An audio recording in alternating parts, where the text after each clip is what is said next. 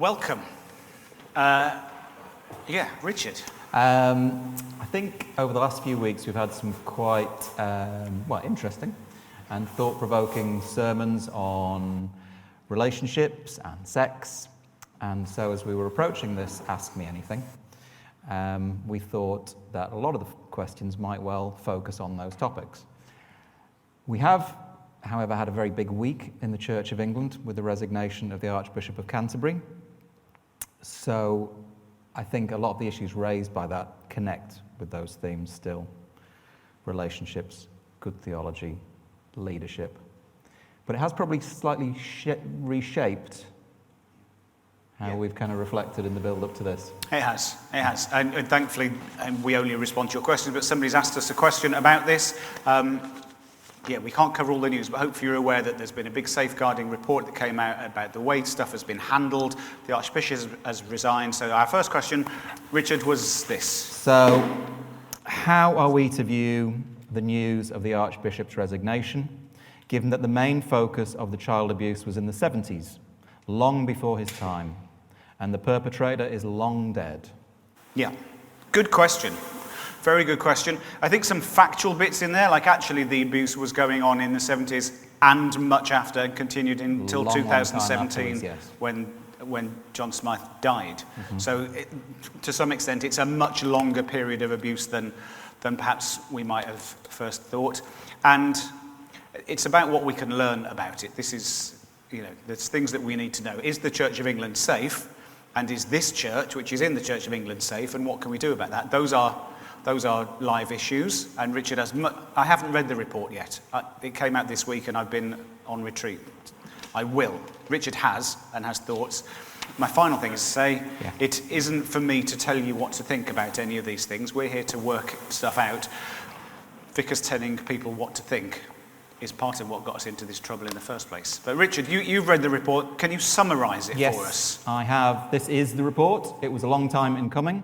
It was expected that it would be produced in a matter of months. It's instead taken 5 years and about £1 million worth in professional fees. It's a really shocking read and deeply horrifying at what was happening in the Church of England. It's 251 pages long. Trying to summarise it is not easy, but I'm going to try and nutshell it right now. Basically, the focus of the report is on a gentleman called John Smythe, QC, who was a barrister and a judge and a reader in the Church of England. He effectively abused his position at Winchester College and various summer camps which young boys attended. He effectively, through a mixture of warped theology and very questionable ethics, effectively beat hundreds of young boys. And when we're talking about beatings, we're talking about hundreds and hundreds of lashings, to the point where young men were wearing nappies, people tried to take their own lives. This is deeply, deeply shocking stuff. So I think there's two particularly significant points that come out of it in the sense of what happened and what the problems are. The first point was, in 1981 there was a report produced, it's called the Rushton Report, and it was produced for the benefit of 6 clergy. And it reported in detail what John Smythe was doing. It was clear at the time that what he was doing was criminal. And the 6 clergy decided that to raise this as an issue was a threat to the Church of England and its reputation. So they collectively decided to suppress the report and not involve the police at that time. That is the first very, very significant failing. Our question talks about why the Archbishop resigned, and to be clear, the Archbishop Welby was not one of those clergy. He wasn't even clergy then, was he? He wasn't even clergy. He might not well have, I think he was Christian by that point. But nothing to do with him, long before his time. Though I think he did move in the same circles as Smythe, and I think he did attend some of the summer camps. Yeah. And I think he exchanged Christmas cards with Smythe and had some awareness of him. So we can't entirely take him away from it. But No. he certainly wasn't one of the 6 clergy that was involved in the original report. The next point is really around what happened in 2013, when key leadership figures within the Church of England, including the Archbishop, knew about the extent of the abuse and what they did then. And that's seen as a serious safeguarding failing. What they did at the time was compliant with safeguarding policy. And the law. Potentially. Technically. Yeah. But what they did was they thought it was being reported to the police, and it wasn't. There wasn't a crime reference number. And what Keith Makin, who was the author of this report, finds is a worrying lack of curiosity on the part of church leadership to pursue this issue, given the seriousness of it, given the fact that we're talking about a man who's now referred to as the Jimmy Savile of the Church of England, the biggest serial abuser the Church of England has ever known, and amongst sufferers and those who survived this, they understandably feel that more should have been done, because in 2013 he was still alive and there was still a possibility, and he was still abusing. He was abusing in Africa at that point. If more had been done, that abuse could have been stopped. And there was a collective failure at that point. So when we ask the question, what good does it do for Archbishop Welby to resign his position? The main issue is the failure around safeguarding in 2013. And I don't think we should try and see this as something that happened in some dim and distant past, or that isn't live and relevant to us today. Yeah. Yeah. And we'll throw this open to questions. I don't know what you know and what you think about it. I don't know what to say. I'm not sure. I almost think I wish he hadn't resigned, because I think this will stop other people from pursuing it, from resigning. Some people, he's not the only person who has let us down here. And well, no, and I think it was inevitable that he had to, but it might mean that some people who also should be resigning will now get to hide behind the publicity that is generated by his resignation instead of by the publicity of the report. So that's complicated, but there might still be other resignations. I hope so. Yeah. I think that, yeah. I don't know how long it'll take to get a new person. I don't have, the process is long. 17 people will meet to decide this. So questions on the details of who is next, I think that'll come up over the next few months, and we'll keep you informed. Does anybody have any follow-up questions before I have any thoughts? Wait, if you do, wait till you've got a microphone in front of you. Go on, David. For how long will this responsibility go on? Will the new Archbishop, take over responsibility for it and be judged? I worry that if it's not careful, the Archbishop will be seen as the witchfinder general, and he should have done this and he should have done that. How long is this responsibility going to endure? It's a good question.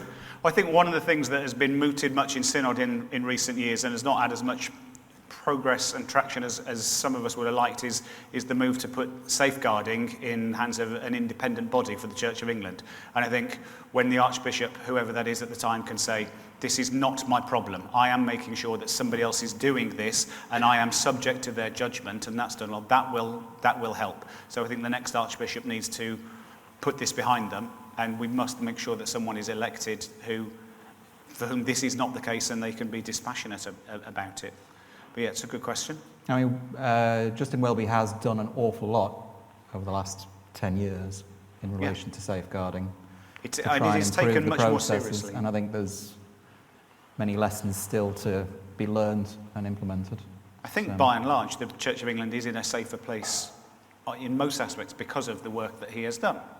And yet he got this one thing wrong. I have a lot of sympathy for him. We're not here to judge Justin Welby. I'm very clear about that. I would not want that job, and if I had it, I would get stuff wrong, and that would be hard.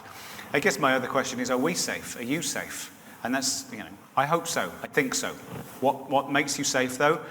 If we don't have that independent oversight, how can you be sure? I think we're safe in this diocese. Somebody told me very early on in training that there's no such thing as the Church of England. Every bishop can do very much what they like. Bishop Nick takes this stuff incredibly seriously, takes no nonsense. He's always prepared to have the difficult conversation.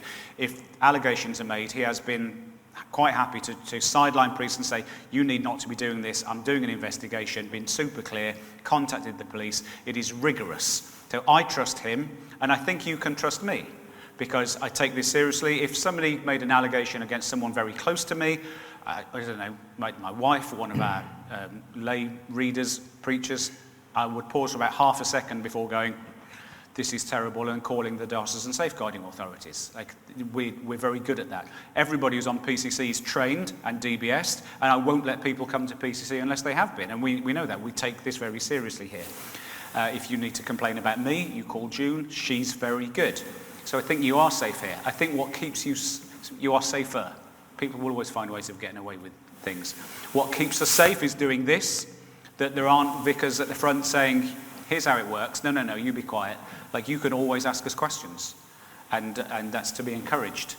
That makes us a bit safer, but it's not good enough that if I wasn't doing that and some other vicar comes in and just assures you that you're safe, how do you know? How can you trust it? So the systems in the Church of England need to change, but we can make this a safer place by constantly raising those things, and by being ready to read the stuff and think about this. And, I will read the report, but I encourage as many of you as can bring yourselves to read the report so we know what we're fighting against.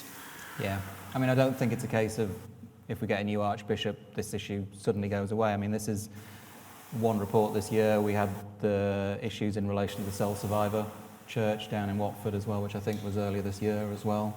Another story of effectively spiritual abuse and sexual abuse. Wait for a second, David. Go on, David. This kind of headlight doesn't get us bringing people back into church, does it? No, it doesn't. It's and it's not just about the bishops. It's about what is going on generally. If we look over the years, there's been a lot of abuse at schools years ago, and also you did mention Jimmy Savile. There's also the Harrods situation, and it's going on is this kind of thing. Now, why should it be like this? If we're Christians, we should be reasonably squeaky clean, particularly in this kind of incident. Yeah, I think you're right. It shouldn't be surprising to us that it's just as common in the church as anywhere else. The church is not full of people who are better than other people, but we do need to be seen to be better. I think reputationally, the problem is, they covered it up in 1981 for the sake of the reputation of the church, and doing that has exploded the reputation of the church now. We need to be ruthless in airing this stuff and continuing to air it every time it comes up, because every time you don't, it makes it worse down the line. Yeah, we mustn't stand for it. We can't fix schools. We can't fix other institutions. We need to look to ourselves and admit to people that we get it wrong here, but be committed to structures and systems that make that always harder. No, it doesn't help. Well, there's only so much we can fix now, but we, as I said, here in this congregation, we need to be committed to doing as well as we can, and I am, and we have the structures, and yeah. I think one of the most important things that does come out of this, I think, for me, is around leadership, and it's something we're all responsible for. Christian leadership shouldn't look like regular leadership, and there is a real issue around hypocrisy. And disappointment and anger, and I think that's all entirely right.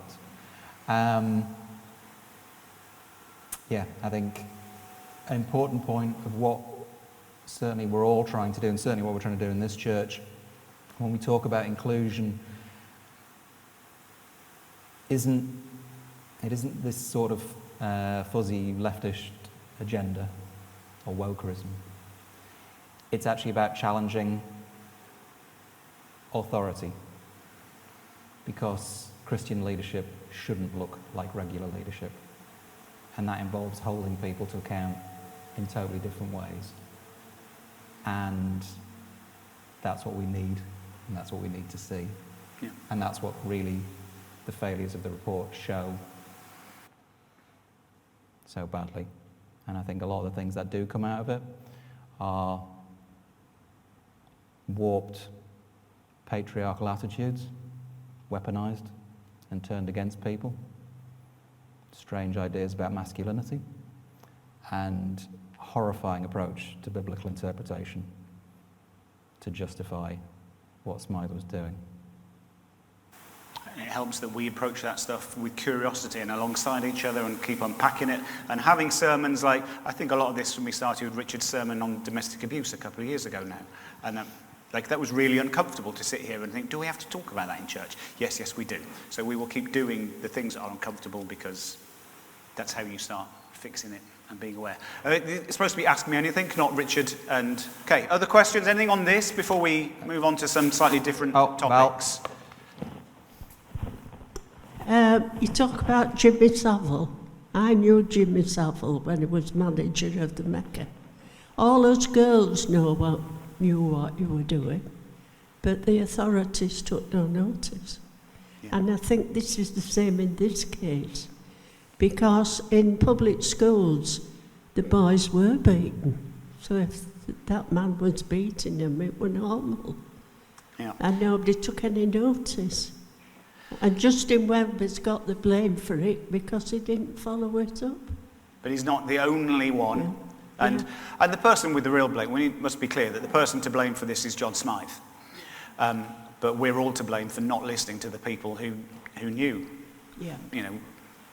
It's the age-old lesson about what evil happens when people do nothing. Yeah. Sorry, my question is just how do they decide who's the next Archbishop? Justin Welby was actually due to stand down in January anyway when he turned 70, which is the maximum age for an Archbishop of Canterbury. Or any clergy. Yeah. Is that right? Yep. Sorry, we're all done on our 70th birthday. Okay. There's a 17-person panel which meets and takes in various views from across the church. It's a mixture of people, and they effectively come up with the proposed replacement via that. It's called a CNC. One of our questions was actually about the process.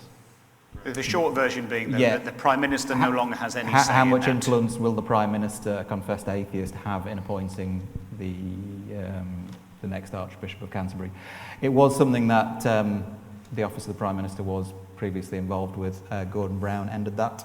So while the committee does put the proposed candidate to Downing Street to be relayed to the King, and they can put forward two if they wish. It's not for the Prime Minister to actually opine on who should be the leader of the Anglican Church. One of those rules left over from 400 years ago when it made sense, and we've ditched that. Who decides who's on the committee? It's complicated, and it's up for grabs at the moment. They're debating it. The rules for this were about to be replaced. They were gearing up to have different rules in place for this sort of thing. So it's kind of in flux, so they're having to decide it at the minute. He's continuing in the role for now, so that stuff continues to get done. I don't want to make this about that. If you just want very quick details on it, the CNC will be composed of 17 voting members, 3 representatives from Canterbury Diocese, 6 members of General Synod, the Archbishop of York, another bishop elected by the House of Bishops, and in a change since 2012, 5 representatives of the Global Anglican Communion. So that's the someone second from thing. each continent. I take it the Archbishop of York can't become the Archbishop of Canterbury. Can do, and has done in the But past, he's on the committee. but not automatically. Yeah, it's complicated, and we could spend... It's 2/3. What's that, sorry? Make sure we're using this. Oh, I want Simon's wisdom. The last yeah. time I tried to speak into it, it wasn't on. So. Go Okay, on. all right, cool. I think that was the ending of your thoughts on that. Anything else?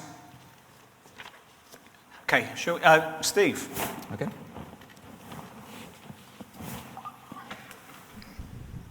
I guess looking forward, what sort of Archbishop of Canterbury does the Anglican Church need?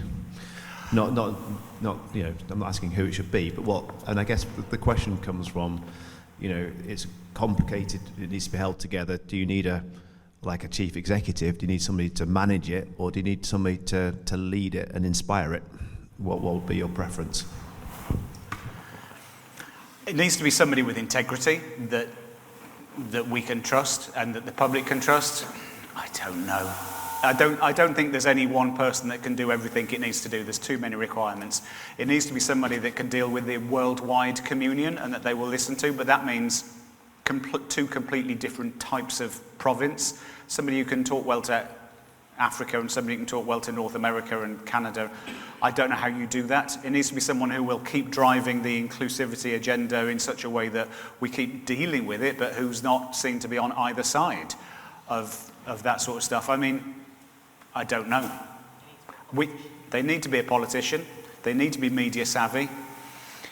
But yes, they need to be able to manage and inspire. And we need to be praying very hard for all those people making decisions and for whoever it's going to be. I met Rachel Reeves last week, and I think she's got the other job that I wouldn't want anybody to have. I couldn't do that. This and the England manager, you can't do them. You can't do them. But yeah, we need to pray. I don't know. Thankfully, it's not up to us. Shall we move on to Another topic? Another topic. This is a written question that was submitted. I am in agreement that we should become an inclusive church, but I have one problem regarding transgender people. I have found it embarrassing and saddened to accept that people change gender, particularly from male to female, have flaunted their change of gender. One example is wearing inappropriately outlandish clothing and makeup. I would appreciate your thoughts on how we integrate people lovingly and acceptingly into our church family. Thanks. Thank you. So I think I thought this was a really good question. Soundings on this. Wonderfully honest of someone to say, look, I'm trying to be really good and kind, and then I don't know how to deal with people when they dress badly and outlandishly and outrageously. It was a wonderful question. I put this to Sarah Hobbs, who was leading our PCC away day last week, who is a trans woman. I said, can I ask you to speak on behalf of all trans people? And of course she can't, and she did, because she knows more about it. She said, these are her responses, not mine. I don't dare to speak into this. She said, often, most of us generate a picture of what it is to be a grown-up man or woman in our teens, right? That's how I worked out how to dress like a man looking at my dad and other people at the time. And then as you continue to grow up, that sort of shifts in time as you grow up. If you are a trans person, you pick this idea in your head, in your youth, and then you never got to be that person. So there's a lag. So often, trans people, when they finally start dressing in a way that expresses the gender they wish to be, have this idea from many years ago that sort of comes out first. It's like a time lag. Does that make sense? That hadn't occurred to me when she said that. I thought that's really interesting. She said that often people calm down a bit. There's a kind of, I'm coming out, I'm going to start dressing in the way I've always wanted to dress, and they do all the dressing. And if somebody here decides to transition, if they are called to do that and they want to be out and say, this is who I am now, and they start dressing in ways that are exuberant, and I've always liked stripes and spots and tartan and pink, and I'm wearing all of that, then we should be glad they feel safe enough to do that with us and celebrate that. If Kim decides to wear things that I think are not fetching and becoming on her, I don't think I know Kim well enough to tell her that she shouldn't be wearing that. If you don't know a person well enough to tell them that maybe they shouldn't be wearing that today, then you don't get to tell them. So if somebody's doing that here, then great, and you get to know them, and you listen, and you pay attention to it, and eventually, if you're a close friend, you can maybe offer them some tips. But that's what Sarah said. It's Yeah, it's complicated. She was lucky enough to be able to find an image consultant who helped her work out, here's what would work for you, these are your colours. And not all of us can, but if somebody's doing that, there are various reasons, and some of it is just a release and a celebration, and we should enjoy it alongside them, and if you feel uncomfortable, keep that to yourself and keep listening, was her advice, which I think was really good. She's going to come back in some time. We're going to do a special AMA. If you have other questions about what it is to be a trans woman, then she's one trans woman, but she does know others, and she has read and thought about it, so she'll bring her testimony, she'll do us a sermon, she preaches regularly, and we can ask her, and you can't embarrass or shame her. She'll quite happily take whatever questions you've got, and that'll be a blessing to us, right? It's not for me to speak on behalf of others. So she's going to come back. Okay. I won't take any follow-up because that'll be for her. Write your questions down, put them in the box. Before we continue, can somebody go and tell the youth and kids that we've done with the complicated questions and they can come back now? Okay, Quick questions. Quick fire round. Lightning The round. phrase, love your neighbour as yourself. Is my neighbour everyone? Yes, it is. Okay. This week I have been reminded that Donald Trump is my neighbour and that Elon Musk is my neighbour and that people like John Smythe are my neighbour and we are still called to love them, which I thought was challenging. What is the gospel? I see all the rest of my sermons. For me, at its heart, the gospel is that we are invited by Jesus into life in all its fullness. And he's done this at great cost to himself in coming and living and dying. See everything else I've ever said. Can vicars have sex? Yes, but, with whom, where and when is possibly a whole other sermon. Hold that thought, Simon. What is the biblical definition of marriage? If you read your Bible, you will discover, as I mentioned recently, there's at least 8 biblical definitions of marriage, including marriage to more than one person, to sisters and their slaves, all of these things. You couldn't put down one biblical definition of marriage. But see that whole sermon? I thought it covered most of that. Jesus came to serve, not to be served. Can you please do a sermon on serving in Yes. God's hands and feet? Yes, I can. We will have a sermon on serving when we do Time and Talents again in January. I believe we're all called. For me, there is no salvation without vocation. Jesus has something for you to do in the kingdom, and we will help work out what that is. Ideally, your service will be a joy, wherever it is. Can you please explain in more detail why Jesus had to be crucified and die to save us from our sins? Go 5 on. minutes? Go on. I can, and I will. I think this has come up because we do preaching on the lectionary, and the readings about the crucifixion come up at Easter when we're doing other stuff. So on Good Friday you might do it, and we do our meditative walk of the crossing, but there isn't a sermon there. You might do this Palm Sunday, but we're doing Palm Sunday things there and think about other things. And then Easter Sunday, we're doing resurrection stuff. So we will find a Sunday and we will focus on this. And I'll let you know when it's coming and think about models of the atonement and the nature of the crucifixion. We'll pick a whole week and do that. There was one other one, wasn't there, about how long do vicars stay? Somebody asked me, yes. Yeah, which we touched on by saying, well, you have to retire at 70. So the very latest I could be here is another 21 years. But vicars move on when they want. If you look at the big golden board of dead vicars over there, there have only been 49 since 1254. So they do 49 years, about 40 years here. But I won't, but I'm not going anywhere soon. Victoria and me and Amelia will move on as soon as God tells us to. But our hope and anticipation is to at least stay through all of Amelia's schooling. I look like being here another 10 years or so. But We actually had a question on the assisted dying bill as well, hadn't we? Whether We all did. Christians should be one uniform mind on the topic. can Christians, that was the question, Yeah. can Christians be in favour of the assisted dying bill? Yes, you can. You can have complicated views. It isn't for me to tell you what your view can be on that. Can Christians be opposed to this bill? Yes, you can. All the bishops are. Yeah, that's complicated. That's worth a whole other thing. But we should probably be having some discussion about the nature of assisted dying and this particular bill.